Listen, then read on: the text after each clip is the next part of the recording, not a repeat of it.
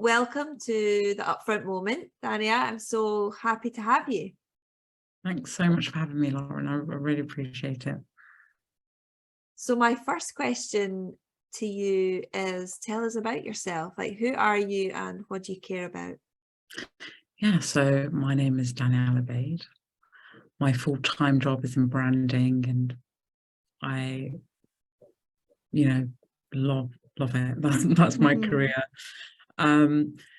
But what's a big part of me, what's kind of consumes a lot of my thoughts, a lot of my motivation, is strengthening my voice. There's a lot of imposter syndrome day to day, which impacts my quality of life, how I trust people, interact with people, how I position myself in terms of asking for salaries, or standing up for myself, or asking for justice for myself, really trying to position myself in life where I feel protected, I feel safe, I feel like I can follow my dreams. And I've managed to get in there, and it's getting stronger. It's been particularly hard because of my experience with domestic abuse, and just through this process it made me feel, okay, I'm learning how to get a stronger voice. And I really want as many other people in the same place to also strengthen their voice. And, part of it is because I want to feel connected, with other people that have really gone through similar experiences. So I feel less alone. It's almost like a selfish reason, but a big part of it is just so kind of reaching this community so we can really just stand up, So yeah, that's a big part of my thoughts. Because your story is really shocking and extraordinary, and I know there will be lots of listeners who will be outraged when we hear the details of what happened to you when you were arrested and convicted for attending the vigil for Sarah Everard's murder. And then of course you launched civil proceedings against the Met to pursue a claim of breaching your rights under the Human Rights Act. So I would love to hear more about that journey, talk us through that, from kind of showing up to the protest, of course, angry and sad and determined, to kind of where you are now. Yeah, it's been a surreal journey. Ironically, since my arrest and conviction, my voice has gotten stronger, rather than feeling more like I need to step back. And this all stemmed from years and years ago, me almost losing my life to abuse and being quiet, just trying to get through day to day, trying to build a safe financial space for myself, trying to, the pressures of life, look good and, have a social, all of those pressures. On top of that, hide this, what felt like my own dirty secret. Almost lost my life to abuse, and actually the hypervigilance, the nightmare, the flashbacks, they were impacting me so much, but I was trying to contain it all, as well as trying to move day to day and do everything I dreamt of. And I think around Sarah Everard's death, I kept hearing stories of women going through the same thing, and it just woke something in me of like, why do I need to hide this? Why do I need to feel ashamed about this? Because, I was blamed for the attack. So there was a lot of shame of like, oh, maybe I deserved it somehow. And so when I, around that time, lots of women were going through all kinds of abuse and still are. It made me feel like, actually, it's not me. Like, we are all, there's a serious problem now. There's a serious problem going on, and where I need to stand with other women. I need to honor Sarah's life, and we need to somehow speak up. It was kind of like a boiling point. So I went to the vigil, and yeah, it was a very somber mood, and you know, it all kind of happened really quickly. The police officers kind of made a like barrier in front of the bandstand, like, you know, they're standing on the flowers that were given to Sarah Everard at the vigil, and it just was like, is this really happening? Like, why does it feel like we're doing something wrong? Like, why does it feel like we're, you know, the police are against us, or we're against the police? Why is there this feeling? And, you know, in my head, it was just, I saw them handling you know, the women on the bandstand. I didn't like it, didn't feel right. And I just kind of jumped over the bandstand, and, you know, I didn't want to leave, to be completely honest. I just felt like, you're not going to shoo us away. The thought of going home and just being quiet about this, and, you know, that we're not allowed to be angry or, you know, join together, it just felt wrong. Like, it felt like we're being silenced, which mimicked my experience with abuse, that thing of like, just be quiet, stay in your place. I just couldn't do it anymore. But then, you know, we got arrested under COVID regulation rules, and, you know, first time, you know, having that experience, and it all felt surreal. I was in tears, and I just didn't understand it. So, you know, I go home after that. It was just all kind of, again, surreal, didn't know what was happening. And the news all came out, and all the interviews, and I just couldn't do it anymore. I was just like, this is very triggering of my own, for my own. I haven't really processed what has gone through me, and I'm fighting comments like, you're a hijacker, you're an attention seeker. I was like, I'm just gonna back away. But yeah, it was only until a year and a half later when a journalist reached out and said, you know, how do you feel about being prosecuted? And I was just like, well, what are you talking about? And they were like, you're being convicted for not paying a fine. And then there was a whole communication error around that. And, you know, I didn't have the opportunity to defend myself. The hearing went without me, under the single justice procedure. And yeah, thankfully, I mean, I'm in a position where, because this is public, I had public support. You know, people were saying, you know, how could Boris be partying and you going to a vigil that was your human right to go to, and you've got a greater fine and you've been convicted. So it's been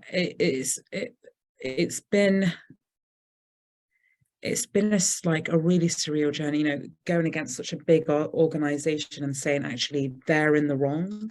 I think that's been the most powerful thing, and that's why we've, you know, set up this civil claim, because we're saying, actually, it doesn't matter how small, you know, I am or we are in comparison to such a big organization.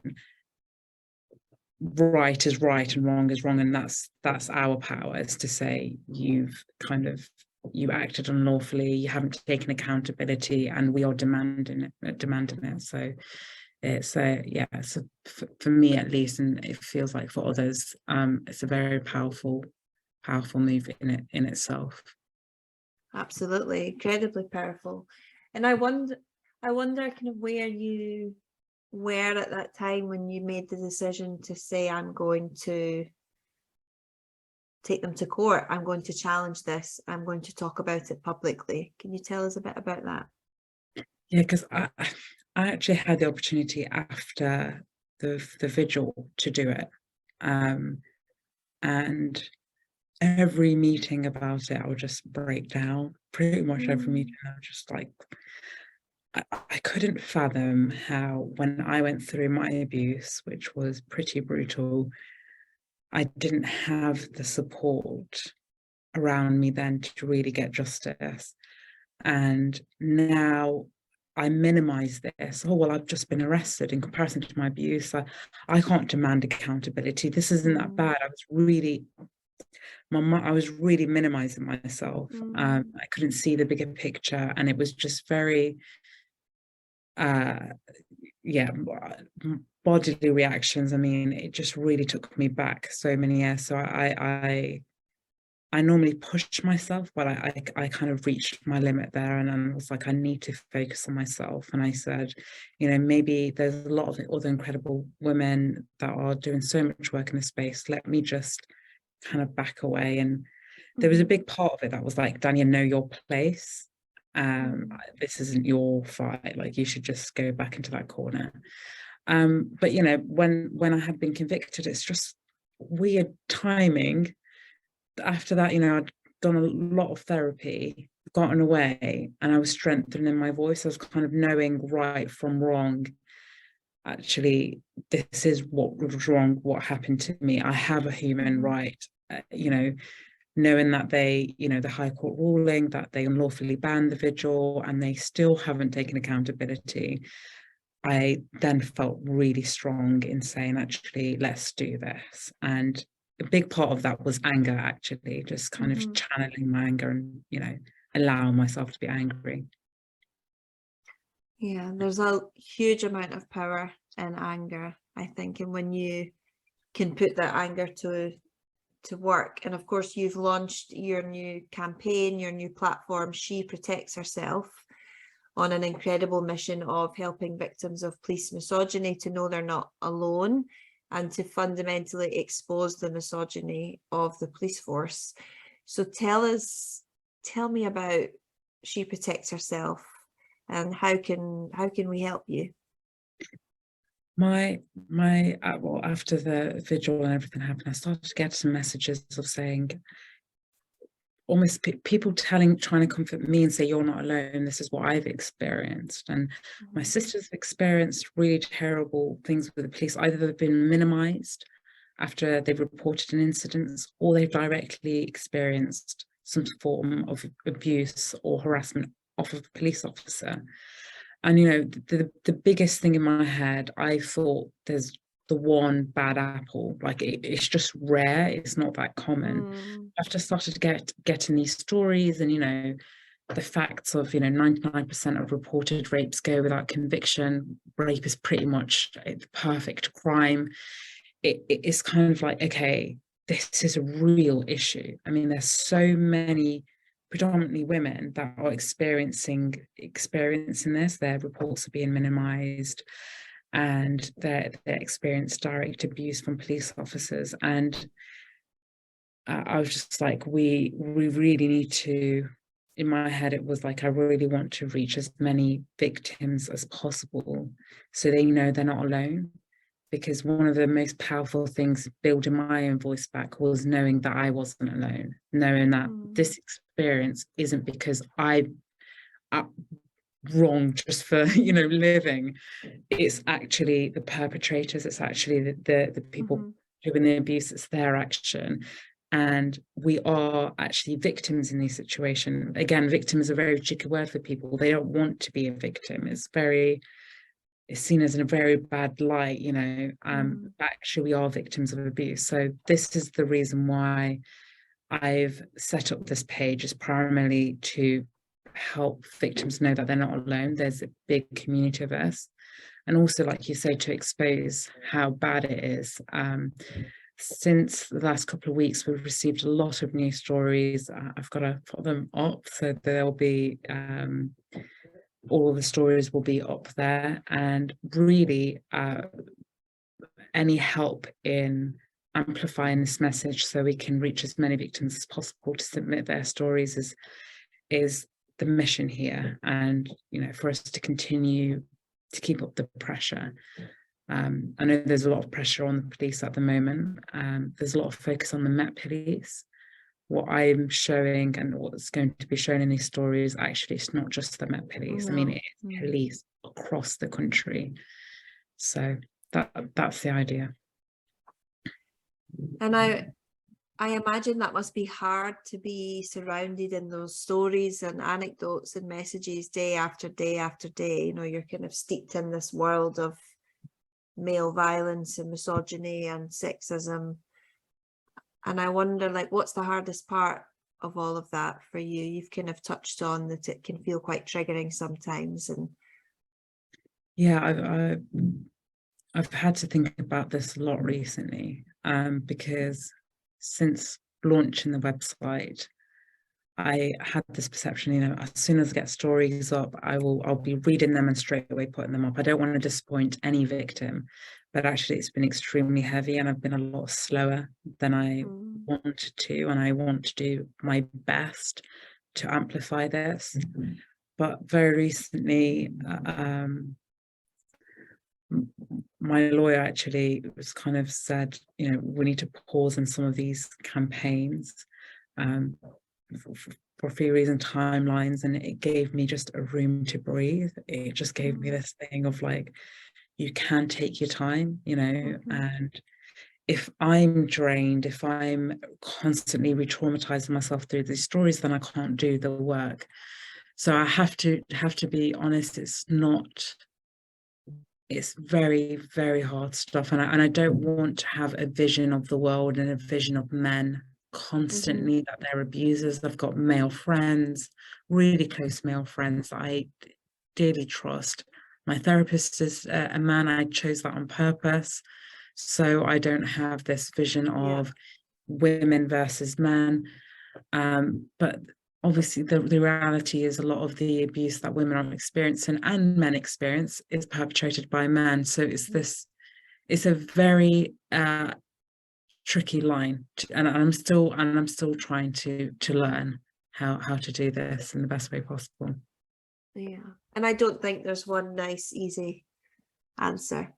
When we talked before, you talked to me about this notion of kind of reclaiming your voice and owning your voice and finding your voice again, saving your life, which is an incredible thing to say, and I can only imagine how that must feel for you. Like, what do you mean when you say that? At the time of my abuse, I was blamed for it. I was kind of like, told, what he's like. You should have stayed out of his way. And I really tried my best. So when people tell you that and something life-threatening happens, you kind of, what I did was I listened to them.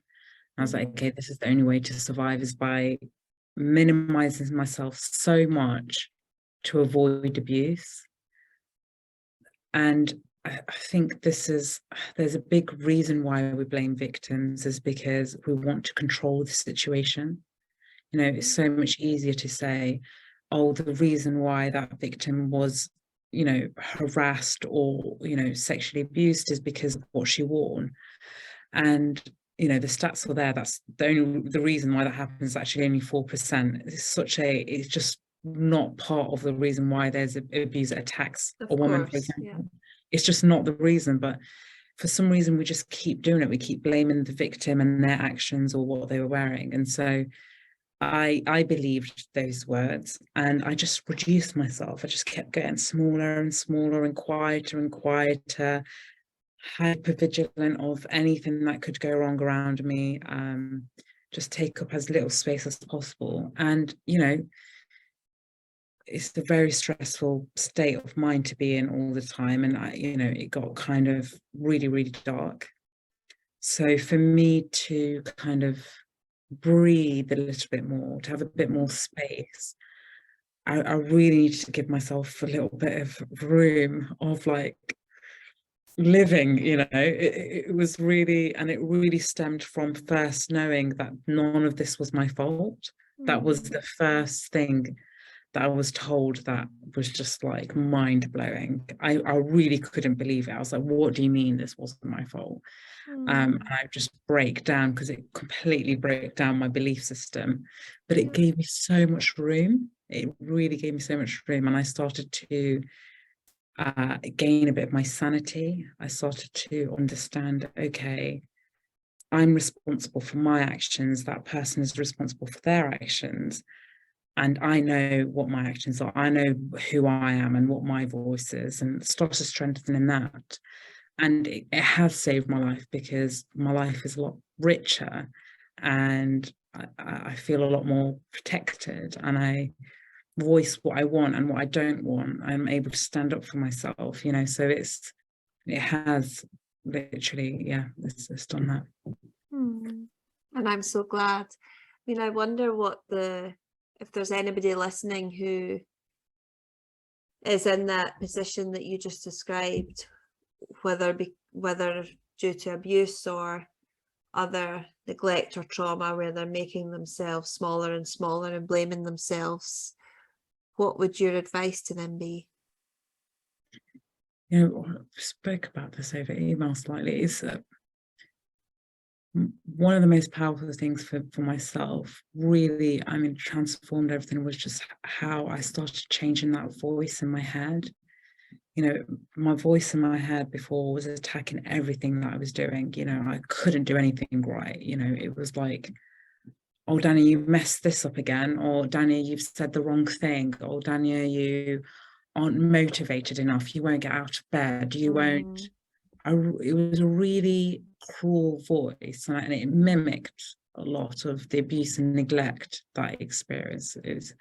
So for me, it was really transformational of being kinder a little bit on myself. It's kind of, okay, Dania, you couldn't eat properly today, or you couldn't brush your teeth, or even shower properly today because you're going through a lot of emotional trauma. It was really giving myself that space. Or it was like, you know, Dania, maybe you didn't say the right thing or there, but it wasn't on purpose. You can learn from it. Or Dania, you don't feel like, you know, standing up for yourself today because it's too painful. That's okay. So it was really changing that voice, and I keep learning. To just, it's one of the hardest things, but really to be kinder on yourself, for me, was the biggest job. Of course, and I'm still learning that every day Yeah. too, because nobody teaches you. No one And you know, there's teaches. whole billion-dollar industries that only exist because women aren't kind to themselves. So it's a hard Absolutely. thing to learn. What's your relationship with confidence like now?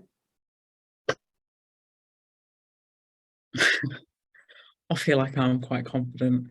I have this vision of myself in my head, and it's I get inspiration from a lot of powerful women, and I just do, it's just simple things that I do, like throughout my day, little rituals, like walking, like dressing the way I want to, expressing myself the way I want to, and just like walking with power. So these little things give me a lot of confidence, kind of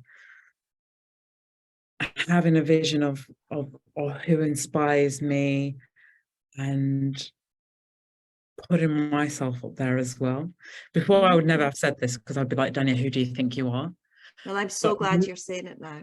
no, honestly, more and more every day, I'm like, you are, you know, you are powerful, you are amazing, and a lot of that comes from, I suppose, I say this a lot, that I can sleep at night knowing, for me, I feel like I'm doing the right thing. I'm being honest every day. I'm trying my best every day. You know, I'm prioritizing my health, my mind, and my body, and so that gives me a lot of confidence as well. So yeah, it's you know, before, when I didn't have confidence, though, the word would intimidate me a lot. You know, I would feel confident people, I'd be like, I don't know how they do it. I just couldn't. So I wasn't able to focus on being confident or prioritize it. I would focus on really simplifying things around me, creating clarity, and that slowly you know, took its way to confidence. But yeah, the relationship with it is a tricky one. It's a tricky one. It started out with a lot of like, I can't be confident, to, you know, as you create clarity, as you create kind of understanding of yourself, that it happens almost. And I think it's part of what makes your story so powerful. You know, there will be so many women listening who really relate to that place of, even the word itself is not a word that we feel we can connect to, we can be part of. You know, that's why it up front. You know, it's what keeps me up at night, because I know having the word confidence on our website, people will see that word and close it. And I'm like, no, wait, come back, because we are trying to really deconstruct what that means and expose all the unhelpful narratives that we are taught to believe around, as you say, this idea that confident people are just naturally that way, and you either have it or you don't have it, and that it's something that we all have to be working on all the time. And that's why we really intentionally talk about this idea of changing confidence, not women. And as you know, we're on a mission to support 1 million women and non-binary people with their confidence.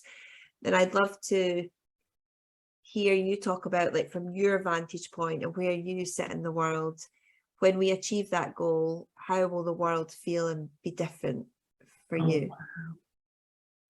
What a question. Mm-hmm. You know, I've traveled a lot, backpacked a lot in search of this kind of like happiness or peace, and it really depended on where I was in my mental state. You know, it could be the most beautiful sceneries in front of me, but because mentally I was just shut down, none of it meant anything. I couldn't connect to anything. So I really started to look inwards first, because now I could be and objectively not such a nice place and be like, okay, but I still feel good. So I, even going back to the word confidence, it's when kind of my mind quietens down, and it just is so cliche, but I can be in the moment as much as possible without my mind screaming. And my mind, I've had to train that, because especially going through the abuse, it kind of screams every moment of like, you've said the wrong thing, you've done the wrong thing, you're going to be attacked for this. It's really learning how to quieten those thoughts down and just being able to just be present with whatever I'm doing. That for me, just I start seeing the world for what it is. You know, if the sun is shining, it's bright and it's nice outside, or I can start picking up, people smiling more, or you start to pick up different things. So I mean, that's my mission with myself, and hopefully with other people, but that's, I don't know if any of that even made sense, but I really think what's in my mind and what I believe. So yeah, that's what I'd say. Yeah, I think it's imagining we all had that peacefulness and the calmness to connect with the present and to trust ourselves more. And we can all think of a million brilliant things that would happen if that was more common and easier. Oh my God. And my therapist always tells me, and I think this is a big one, sometimes telling someone to be present is a really difficult thing, because being present sometimes is being present with a lot of horrible emotions, a lot of horrible memories, and it's a lot sometimes, so it's a kind of a bit of a roller coaster, it's you have to go through those emotions to heal and not feel them as intensely, and so you can be in the moment as more and more, but to get there it's kind of a painful process. So it's but it gets better and it gets easier, but that's what I'm learning more and more every day, for sure. Well, I'm so grateful to you for sharing your story with us in such an open and honest way, and thank you for the work you're doing around She Protects Herself. I know the folks listening can find you on Instagram. All your links are on there, and yeah, just know that you have lots of fans and friends cheering you every step of the way. Thank you. Bye. Thank you. I really appreciate this. Yeah, it's been lovely speaking. Also, amazing questions. I was just like, oh, think about that. Thank you. You're so welcome. Bye.